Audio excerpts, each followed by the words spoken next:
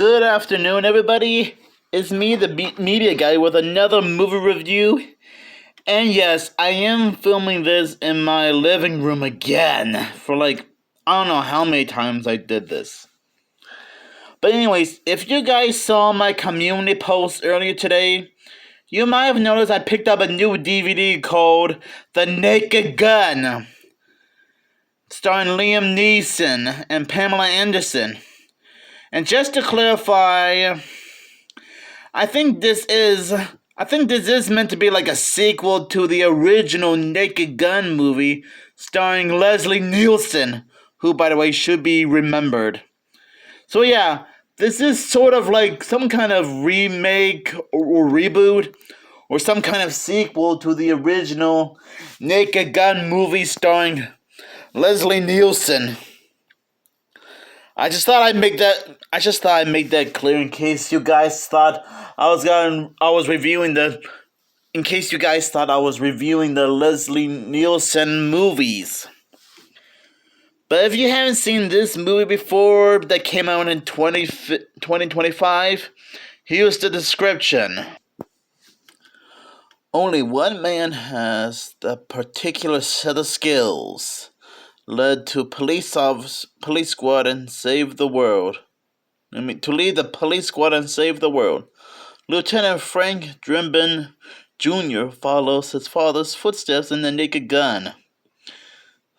From director Akiva Schaffer and producer Seth MacFarlane, Pamela Anderson and Danny Hudson also star in the film critics calling a fully loaded, gut-busting comedy. Now, I'm not gonna lie, even though I'm not like a big Naked Gun type fan, which I assume you guys are already mad at me in the comments below for not being fully familiar with all the Naked Gun movies, or at least the original starring Leslie Nielsen. But to be honest, I find this movie to be quite funny and an okay movie. I mean, sure, I'm not like the biggest Naked Gun fan, but this is like a funny movie. Does have an interesting movie with a beginning, middle, and end. It is an interesting movie. It does have a great plot with a beginning, middle, and end. Great casting choices. A lot of off-the-wall, fourth-wall breaking out-of-context jokes. And this is like a very interesting continuation to the original Naked Gun movies. And I'm guessing this is more like one of those legacy-type movies. Kind of like Beetlejuice, and Space Jam 2 New Legacy being like legacy-type movie sequels. I haven't fully caught up with every movie or TV show Liam Neeson is in, considering how I haven't fully caught up with his film career in general. Same with Pamela Anderson, for example. Even though she's mostly famous for being on Baywatch and having a brief cameo at the beginning of the 2002 Scooby-Doo movie. But this is like a very funny movie to watch over and over again. If you're like into a lot of comedy movies that are like meant to be like spoofs. And I think this movie is trying to bring back the spoof genre of movies that slowly started to fade out of existence over the years. I mean, I already covered a few Mel Brooks movies that were meant to be like spoof/satires, like Robin Hood, Men in Tights, Dracula Dead and Loving It, and Spaceballs. And yes, I am aware that Spaceballs is getting a sequel soon around 2027 of next year. This does seem to be like a very cool follow-up to the original Leslie Nielsen movie. I love how at the beginning of the movie, Frank Jr. was impersonating a little girl to to get inside the bank and defeat all the robbers while doing a lot of wacky shenanigans. Like how he actually bit one of the robbers' guns off, like it was a Scooby snack or something. And he even did like a little handshake with another robbery. With another robber. Like doing like some kind of wacky handshake. Kind of did get a little chuckle out of me. I was able to recognize a few other celebrities who were in this movie, whether they have a main role or a cameo.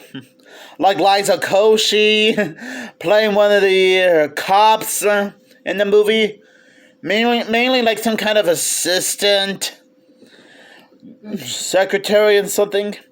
And Weird Al Yankovic making a few cameos in the movie. Like during the after credits scene, he was supposed to do like some kind of performance for the bad guys, only for him to realize that there was nobody there. That actually got me laughing a little bit. Yeah, I was very familiar with who Liza Koshy and Weird Al Yankovic are.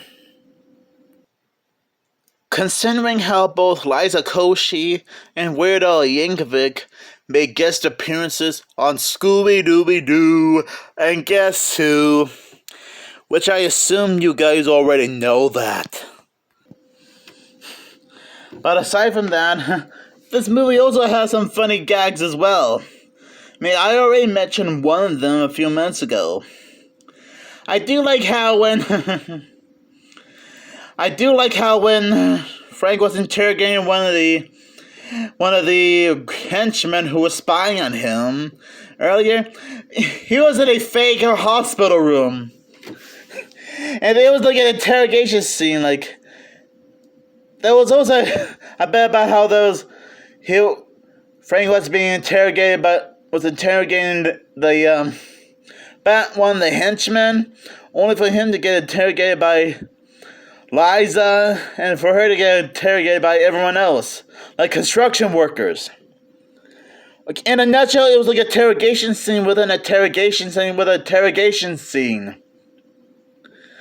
Okay, you guys are probably confused as to what I'm talking about, but if you guys have seen the movie and go to the infamous fake within a fake within a fake interrogation scene, or you know what I mean.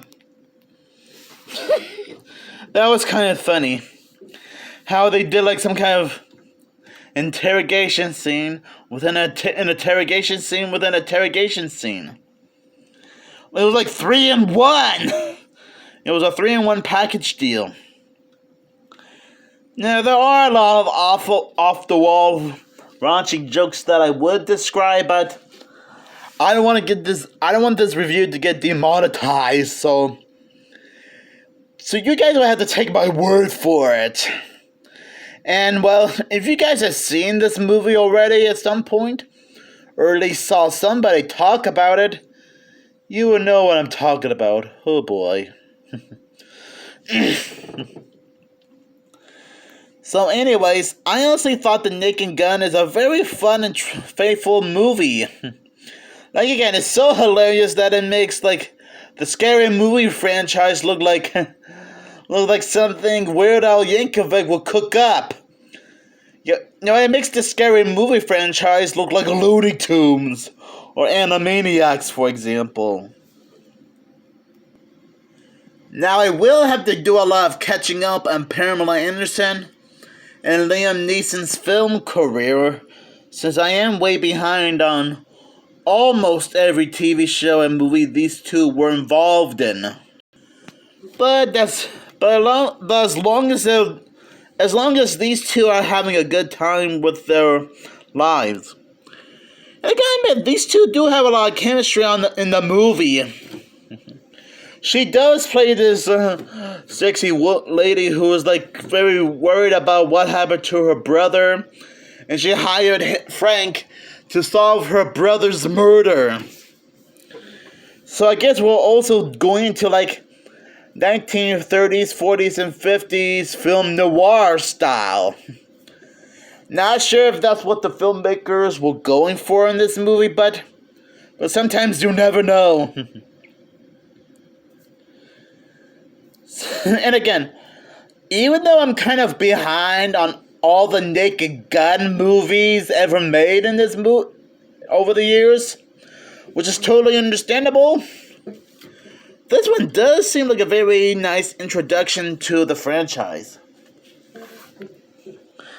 And they do make callbacks to Liam Neeson's character of Frank Drebin. And yes, I guess Liam Neeson did die around 2010, almost 15 years after this movie, after only 15 years before this movie came out.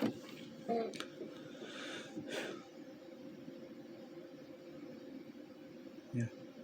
Even though I don't know much, and it's also a shame because I think it was a nice way to dedicate Leslie Nielsen in the movie, because I guess they want to pay good respect to Leslie Nielsen, who did sadly die 15 years prior well, make that 16 years, or at least 15 and a half, since it's now 2026. But anyways, I'll give this movie 5 clown guns out of 5, since that's how great this movie is. And I know I wasn't originally planning on doing a review of this movie, considering how this is completely unexpected. But I decided, after watching this movie for the first time, what the heck? I might as well give this movie a try, huh?